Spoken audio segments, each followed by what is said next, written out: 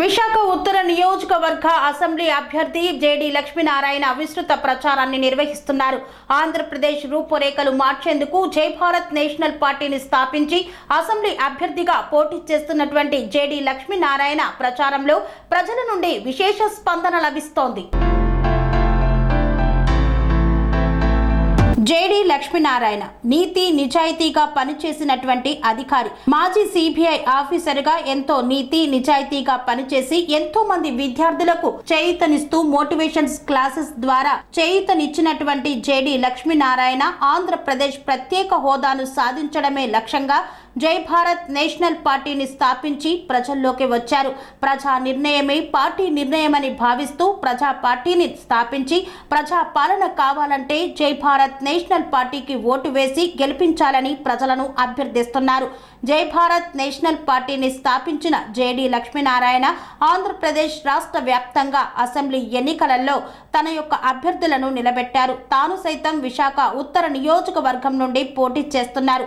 ఈ నేపథ్యంలో హంగు ఆర్భాటం లేకుండా ప్రజల్లోకి వెళ్తూ ప్రజల్లో ఒక్కడిగా కలిసిపోతూ విస్తృత ప్రచారాన్ని నిర్వహిస్తున్నారు.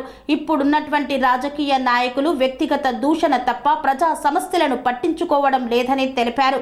ప్రజా సమస్యల పరిష్కారం కావాలంటే ప్రజల నుండి వచ్చినటువంటి తీర్పుతోటే వెలువడుతుందని, కాబట్టి ప్రజా తీర్పు ఆకాంక్షించి ఆశీర్వదించి తనని గెలిపిస్తే ప్రజా సమస్యలను పరిష్కరిస్తానని ప్రజలకు తెలుపుతున్నారు. జై Bharat national party torch light గుర్తుకు ఓటు వేసి మే 13న జరిగే పోలింగ్ లో తనకు అత్యధిక మెజార్టీతో గెలిపించాలని ఈ సందర్భంగా ప్రజలను కోరుతున్నారు జేడి లక్ష్మీనారాయణ.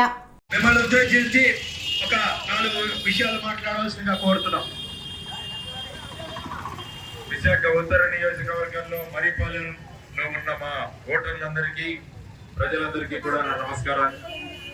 విశాఖ ఉత్తర నియోజకవర్గాన్ని ఒక ఉత్తమ నియోజకవర్గంగా మార్చాలన్నది నా సంకల్పం. ఇప్పుడు ఎమ్మెల్యేలు చూస్తుంటే ఒకరినొకరు దూషించుకోవడం, ఒకరినొకరు తిట్టుకోవడం ఇదే అవుతోంది తప్ప ఒక నియోజకవర్గాన్ని అభివృద్ధి చేద్దామన్న సంకల్పన ఎవరికీ లేదు. అందువల్ల ఒక 34 పాయింట్లతో ఈ విశాఖ ఉత్తర నియోజకవర్గాన్ని ఉత్తమ నియోజకవర్గంగా ఏ విధంగా మారుస్తానన్నది ఒక 100 రూపాయల బాండ్ పేపర్ మీద రాసి మీ అందరికీ కూడా ఇవ్వడం జరిగింది. ఇది గనుక నేను 5 సంవత్సరాల్లో దీన్ని అమలు చేయకుంటే నా మీద నేనే కేసు వేసుకుంటానని కూడా చెప్పడం జరిగింది. ఎందుకంటే రాజకీయాల్లో పారదర్శకత కావాలి, రాజకీయాల్లో మంచి వ్యక్తులు రావాలి, రాజకీయాల్లో కొత్త ఆలోచనలు రావాలి, రాజకీయాలు రాజనీతిగా మారాలి అని నేను ఎప్పుడు కూడా కోరుకుంటాను. కాబట్టి ఆ విధంగా ఆ దిశలో నేను వెళ్లే ప్రయత్నం చేస్తాను. అందువల్ల ఉత్తర నియోజకవర్గంలో ఉన్న అనేక సమస్యలు ఉన్నాయి. మనకు ముఖ్యంగా పిల్లలందరూ చాలా మంది గంజాయికి డ్రగ్స్ కు బానిసలుగా మారుతున్నారు. కాబట్టి నా మొదటి ప్రయారిటీ మన విద్యార్థులు, యువతరం ఎవరు కూడా ఈ గంజాయికి గాని డ్రగ్స్ కు గాని బలి పడకుండా ఉండాలని చెప్పేసి నేను మొట్టమొదటిగా చెబుతున్నాను.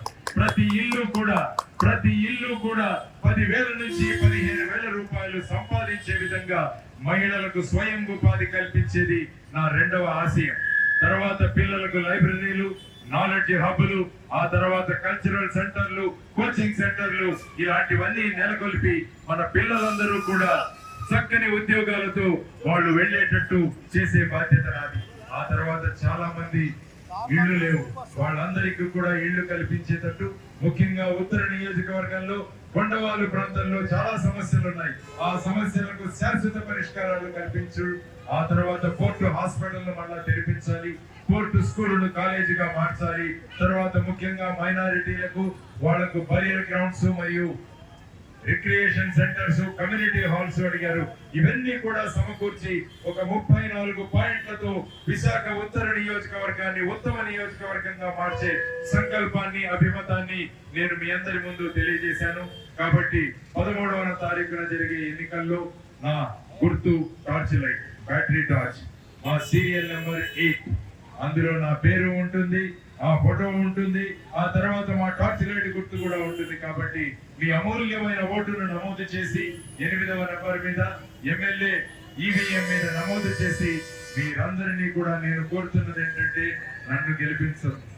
మిమ్మల్ని మీరు గెలిపించుకోండి అని నేను మీ అందరికీ కూడా తెలియజేస్తున్నాను. ఎందుకంటే ప్రతి 5 సంవత్సరాల్లోనూ మనం ఓటు వేసి ఎమ్మెల్యేలను ఎంపీలను గెలిపిస్తున్నాం, మనం ఓడిపోతున్నాం.